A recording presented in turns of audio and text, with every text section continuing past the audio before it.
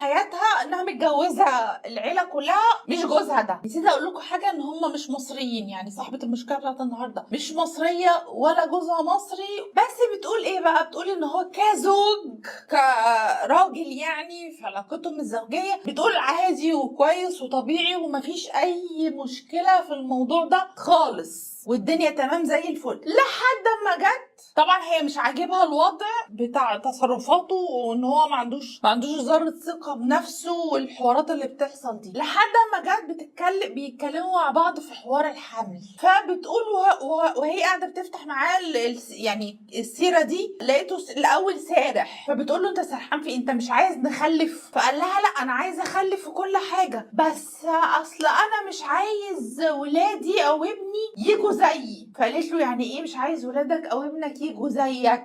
فقال لها لا انا عايزهم يجوا زي اخويا. فقالت له يعني ايه اللي مش موجود عندك وموجود عند اخوك يعني؟ فبتقول انها خدت الحوار بتهريج الاول، قالت له يعني هو مثلا عشان ما شاء الله يعني طول بعرض وانت سفيف كده وصغنن في نفسك، انت عايز ابنك او بنتك يعني يجوا كده طوال وعراض زي اخوك الكبير؟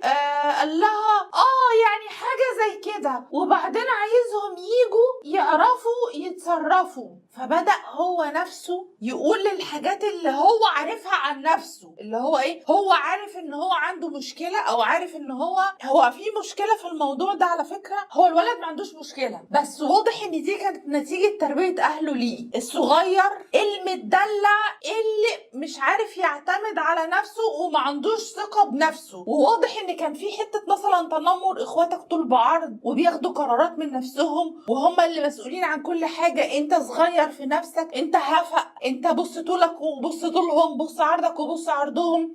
فحتة يعني من التربية هي اللي أثرت عليه وخلته بالوضع ده. لكن هو عقليا وذهنيا وصحيا وكل حاجة هو شخص طبيعي جدا، بس كل اللي هو فيه ده حالة نفسية، مش يعني هذه مصيبة طبعا، لان هو وصل في الحالة دي اللي خلته غار تفكيره ويعمل اللي هنقول عليه دلوقتي. يعني في كارثة، تفكيره اللي هو وصل له والحالة اللي هو فيها دي اللي نتيجة التربية دي خلته يقول لمراته اللي احنا هنقوله دلوقتي حالا. المهم قال لمراته ايه بقى؟ قال لها لا انا مش عايزه يعني تخلفي مني. فقالت له يعني ايه مش ما اخلفش منك؟ امال اخلف من مين؟ هو انت مش انت جوزي وانت اللي لازم تبقى ابو ولادي وكده؟ يعني ايه يعني هو انت مش عايز تخلف خالص؟ قال لها لا ازاي عايزه اخلف ويبقى ليا عزوه وليا اولاد وبتاع؟ لا عايز طبعا اخلف، بس انا مش عايز الولاد زيي، انا عايزهم شجعان واقوياء وطول بعرض وبتاع نفس صفات اخويا. فيا دي نفس صفات اخوك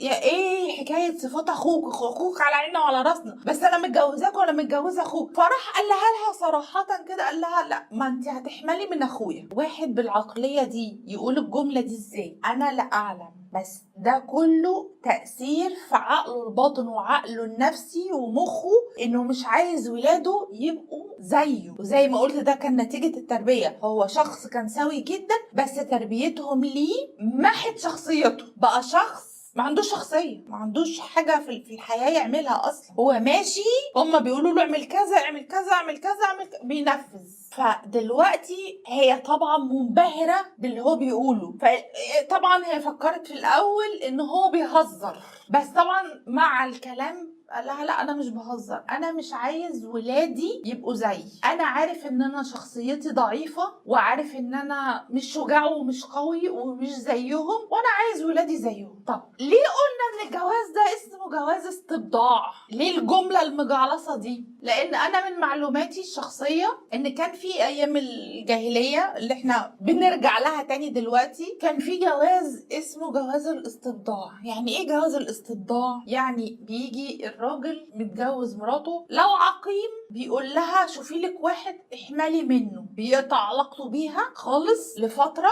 لحد ما تحيض، وبعدين يقول لها روحي احملي من فلان، وبيختار بقى الفلان ده واحد من سادة القوم اللي بيتميزوا بالعظمة، بالفخامة، بالشجاعة، بالوسامة، بكل الصفات اللي هي القوية أو القوامة يعني. فروحي احملي منه تعالي، وبتضع مولودها وعادي. طبعا ده زنا، الكلام ده احنا بنقول أيام الجاهلية. وفيه ما بيبقاش الراجل عقيم بس بيبقى عايز عياله فيهم صفات معينة، هو مثلا مش شجاع بس عايز ابنه او اللي هتخلفه ده يبقى فيه صفة الشجاعة والفروسية والنباهة والقوة وي وي وي وي ايا كانت الصفات. فبي برضه نفس القصة، بيختار حد من علية القوم اللي هي الناس بقى اللي بتتسم بالحاجات دي، روحي استبضعي منه، روحي احملي منه وتعالي. هو بينقطع عن العلاقة الزوجية معاها تماما لحد ما تروح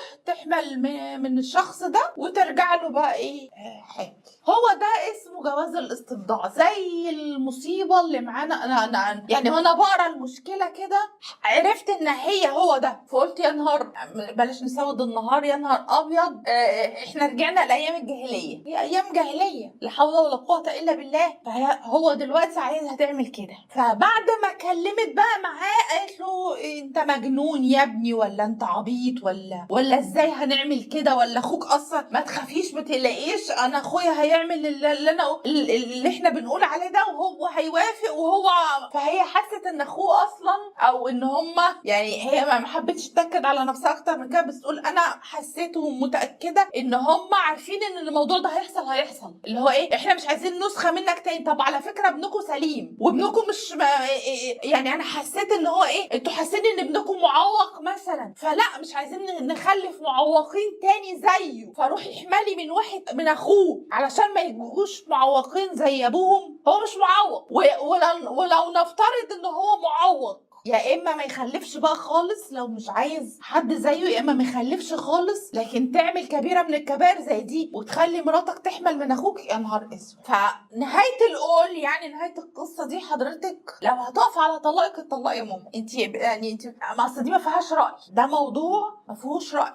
هتزني حضرتك عشان تخلفي واحد شجاع زي اخو جوزك، ولا واحد قوام زي اخو جوزك، ولا واحد طول بعرض؟ ايه ده في ايه يا رب القيامه تقوم يعني. وجوزك ده لازم يتعالج نفسيا، فانت خليكي جنبه قولي له مفيش الكلام ده، وانا عايزه عيالي منك انت، يعني اروح اخلف من اخوك؟ فكرين ان ده حرام وده زنا، ده ربنا ما قالش كده، مش ده الجواز. حضرتك مش عايز تخلف ما تخلفش خالص، لكن ايه اللي انت بتقوله ده؟ وخليكي جنبه على الجيل. والله اللي انا بقوله لك ده 99% هو ده الحقيقي، ده حاله نفسيه، ده نتيجه التربيه اللي هم ربوها له. هو سليم 100%، بس ده متربي تربيه غلط، ما تعلمش ان هو يتحمل مسؤولية وتعرض لتنمر، وممكن يكون كان مثلا خد قرار في حاجة تخص مثلا الشغل او تخص الاسرة ولا اي حاجة، وحصل فيما بعد غلط في القرار اللي هو، ما كلنا بناخد قرارات وكلنا بنغلط، فعنفوه انت مالكش كلام بعد كده، انت ما تاخدش قرارات بعد كده غير لما ترجع لنا، وهكذا. هي دي التربية اللي هم ربوها له غلط. لكن هو شخص كويس، بس نتيجة التربية بقى غير سوية، فقد الثقة بنفسه، شخصيته بقت منعدمة، ما عندوش شخصية خالص. فانت الموضوع لو هيرسى على طلاق، لا طبعا اتطلقي، بس ما تعمليش الهبل اللي بيقولوا عليه ده، لان واضح ان العيلة كلها فيها تركيب، يعني فيها حاجة غلط، في حاجة غلط بتحصل في الموضوع. لان واضح من كلامك انت بتقولي انا واثقة ان هم ده اللي في دماغهم كلهم، هم هيبقى بيعملوه على ان هو عنده اعاقة. ليه؟ مفيش كلام تاني يتقال في الحلقة دي بصراحة. خلصت الحلقة، اشوفكم في حلقة جديدة ان شاء الله. اللي عنده اي مشكلة وحابب يعرضها بنفسه يسيب لي رقم تليفونه، واللي حابب اعرضها بالنيابة عنه يبعتها لي فويس مسج او مكتوبة. باي باي.